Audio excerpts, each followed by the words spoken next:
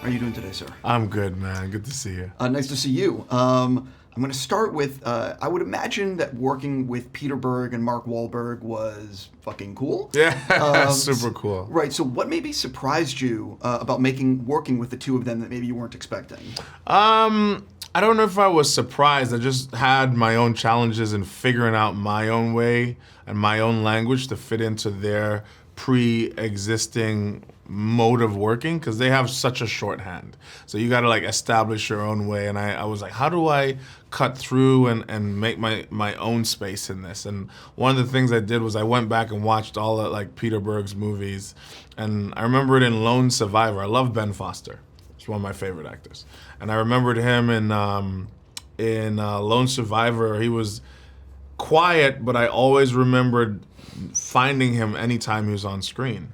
And I thought, what is it about this character that's still able to cut through all the frenetic and kinetic energy? And it was his stillness. So I wanted to kind of bring a bit of that stillness and thought into this film. And that's like how I worked on developing Hawk.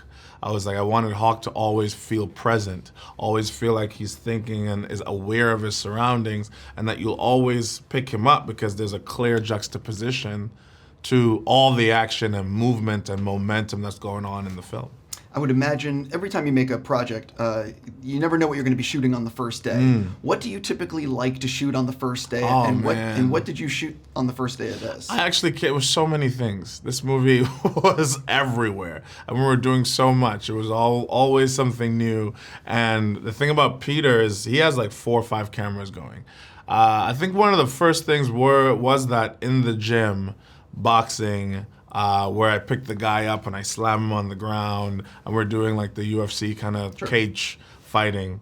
And Peter has all these cameras going on, and it's really real. So he'll just throw something at you in the moment, and as you're figuring out what you're gonna do and how you want to go about it, he's capturing you. So it always feels, super documentarian in that way, Completely. Yeah. I, of course, have to ask you before I run out of time. Have you spoken to Ryan? Do you know if you're in Black Panther 2? I don't know a thing, man. And you have all the experience with this. They don't say anything. They're tight-lipped from top to bottom. So I'm going to find out when you find out. Or when Marvel makes some sort of press release. Yeah, exactly.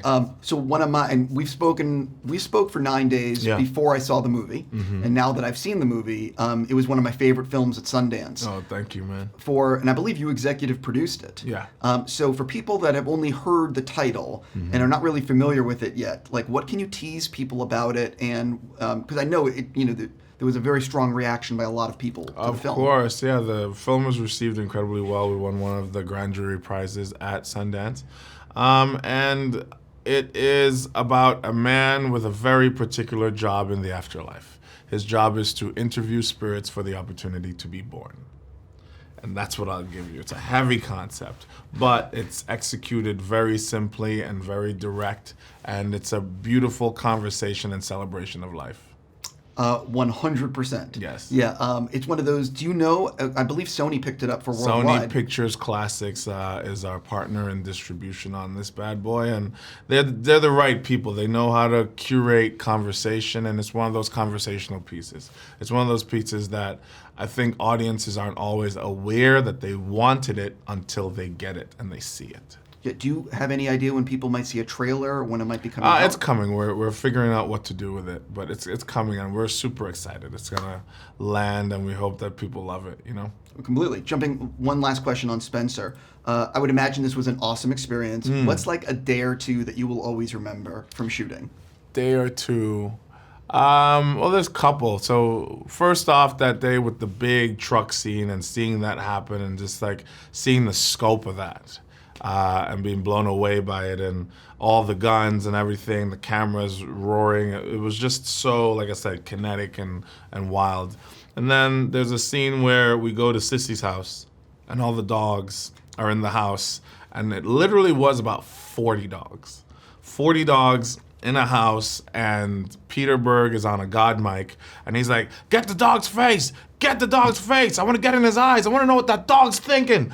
See what that dog's thinking right now. Get Hawk!" And I'm like, whoa, whoa, whoa. And everyone's just like, it's going, and that documentary style is happening, and everything is real. Everything's real. So, like, you get all that, like, kinetic, frenetic energy that, like, feeds the pace and makes it such a beautiful experience.